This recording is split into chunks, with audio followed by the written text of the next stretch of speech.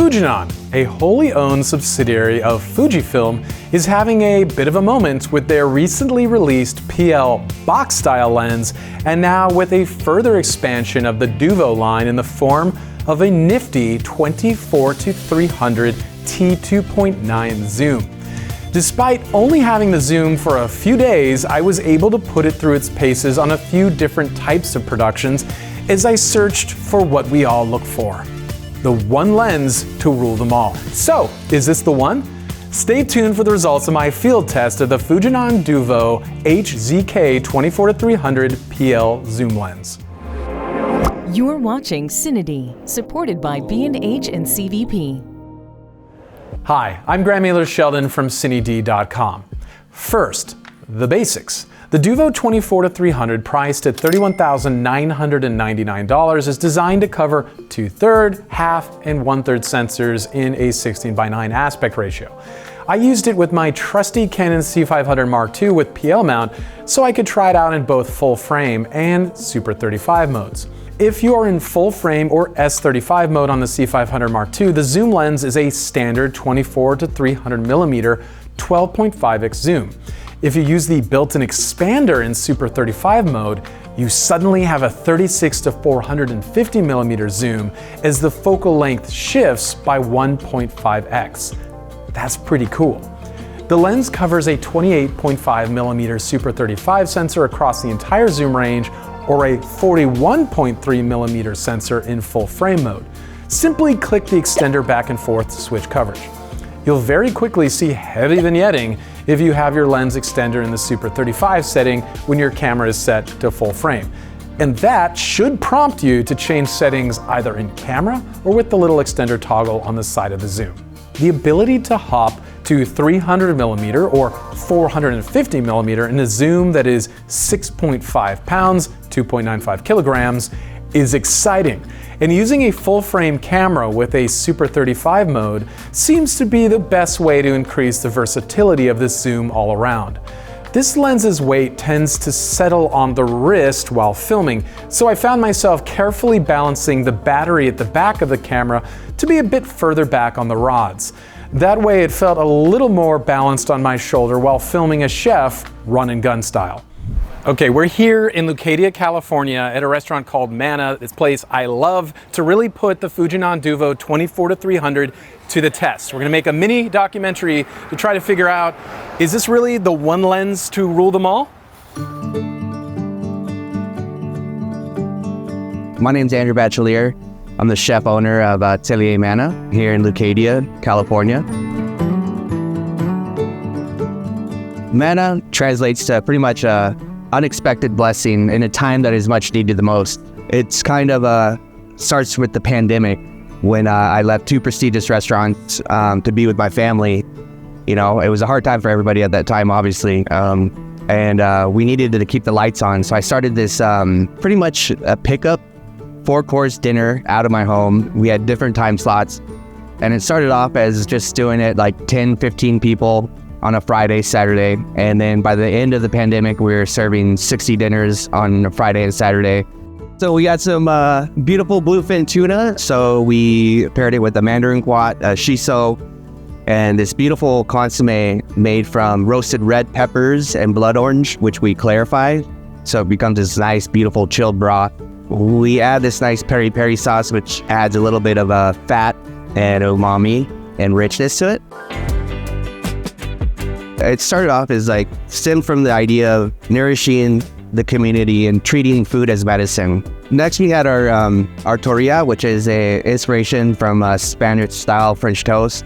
So, you know, their Spanish-style French toast was a little bit more crusty, you know, like old baguette that they would use. So that's why we kind of use this nice cut of sourdough, and we pretty much take this strawberry chocolate chips and we make a custard, pipe that into the bread, let that set overnight, and then it's topped with toasted coconut, fresh strawberries, dehydrated strawberries, and a lemon verbena whipped cream.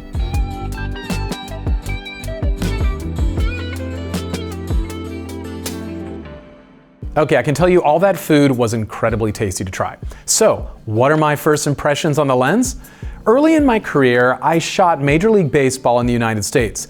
Taking the Duvo 24-300mm out of the box for the first time gave me flashbacks to that time in my work life. The exterior looks and feels like a broadcast or live event lens. Indeed, you can't remove the servo motor unit from the side of the lens, even if you wanted to for more cinema-like applications. The servo unit itself feels standard in the sense you can tune the speed of the zoom using a tiny knob, a little like tension setting on a tripod. And I know every operator has a preference here.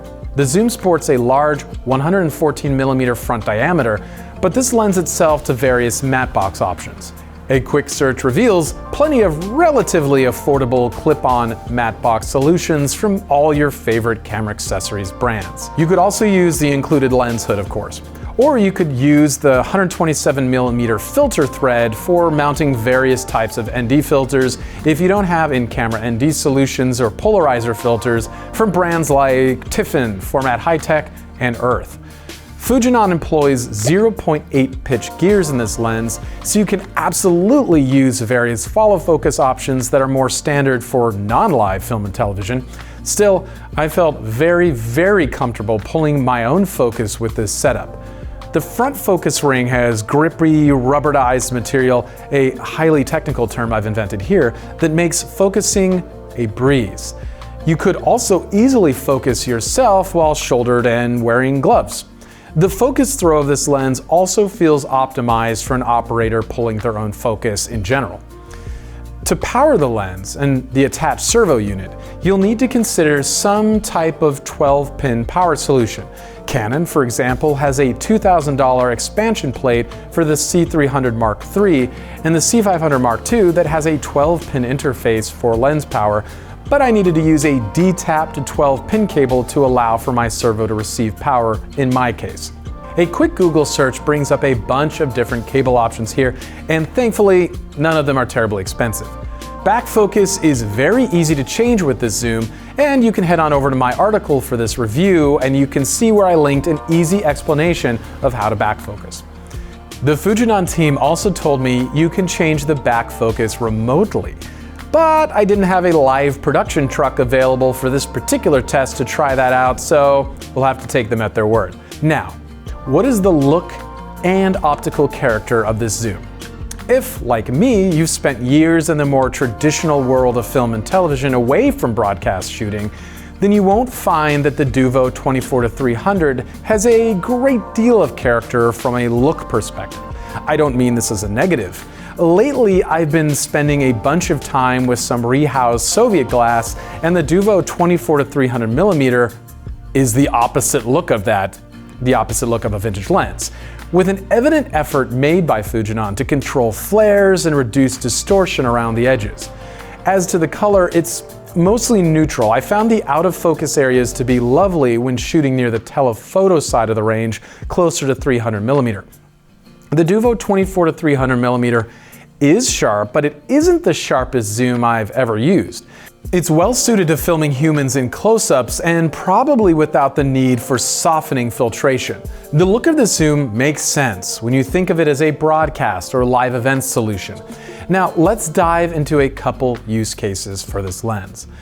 Given the $31,999 price tag, the Duvo 24-300 is likely a rental item for many, but large broadcast and live event organizations won't shy away from that price tag, as this feels like a zoom that will be in the mix for years to come.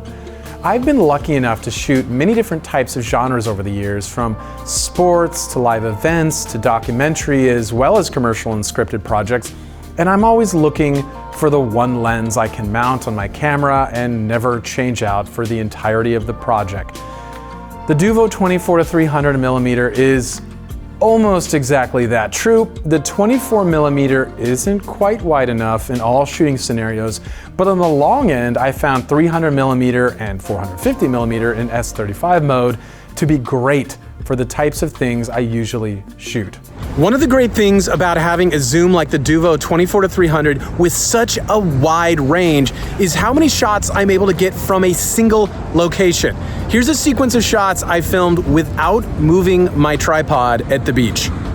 I spent several minutes picking up shots all over the beach, and this speaks to where this zoom really shines. If you have a short time to get a bunch of shots before hopping back into a crew vehicle, this is the lens for you.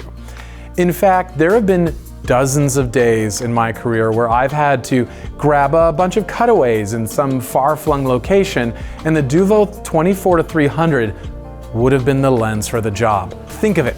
You pull over at some vista and suddenly you're grabbing all your mountain-wide shots, your slow-motion shots of eagles flying by, a quick time-lapse of some clouds drifting over a distant peak, and then maybe a medium shot of some signage, and boom, back in the vehicle you go. How cool is that? I also find the flare handling in the Duvo 24-300 to be excellent and not distracting. That suggests it would be a good solution for live concerts where hard moving lights are often fired directly at the lens mid-shot with unexpected results sometimes. Sports shooters will also find the easy focusing Duvo 24-300mm simplifies falling action by having the right hand on the servo and the left hand pulling focus. One thing to keep in mind is the overall length of the lens being 10.6 inches in addition to whatever camera body you're using. So you do end up with a fairly long form factor. No, the combination of the zoom and a mid-sized camera is not the lightest thing in an industry rife with small mirrorless camera options and short flange optics. Still, compared to broadcast setups of old, things are much easier on operators these days. Snag an easy rig or ergo rig and you'll have nothing to worry about. Okay, now for some final thoughts.